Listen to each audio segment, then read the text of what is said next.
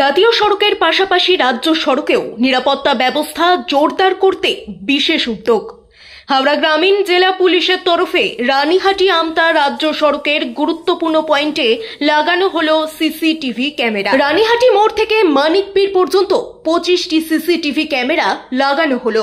বুধবার উদ্বোধন করেন হাওড়া গ্রামীণ পুলিশ সুপার সুবিমল পাল। উপস্থিত ছিলেন শিল্পপতি PR গোয়েঙ্কা। এদিন পুলিশ সুপার জানান, হাওড়া গ্রামীণ এলাকায় সিসিটিভি ক্যামেরা লাগানোর কাজ চলতেই থাকবে। সামনে উৎসবের মরশুম আসছে। সিসিটিভি লাগানোর ফলে নজরদারি অনেকটাই সহজ হবে। স্টার্ট হলো 49 সিসিটিভি, এটা পাঁচলা এবং মেনলি জেপি পুরুলিয়াতে। কোথায় কোথায় লাগানো হয়েছে? এটা কিছু নির্দিষ্ট পয়েন্ট আছে, ওটা লিস্ট আপনাদেরকে দিয়ে দেবে, ওখান থেকে নিয়ে নেবেন। সেগুলোতে টোটাল সিসিটিভি এই কটা লাগানো হয়েছে। এটা বিরাট সুবিধা হবে। প্রথমত যে কোনো ক্রাইম হলে আমাদের ডিটেকশন করতে সুবিধা হবে। এটা ক্রাইমকে প্রিভেন্টও করে।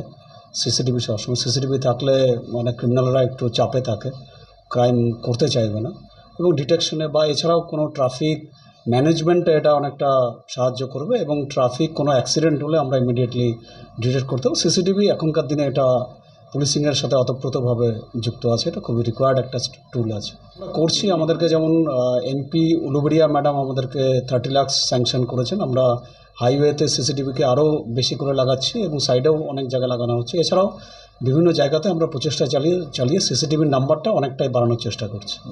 এখন পর্যন্ত আগে 64 ছিল, তারপরে অলরেডি অ্যাবাভ 100 ইনস্টল হয়ে গেছে এবং এটা চলছে।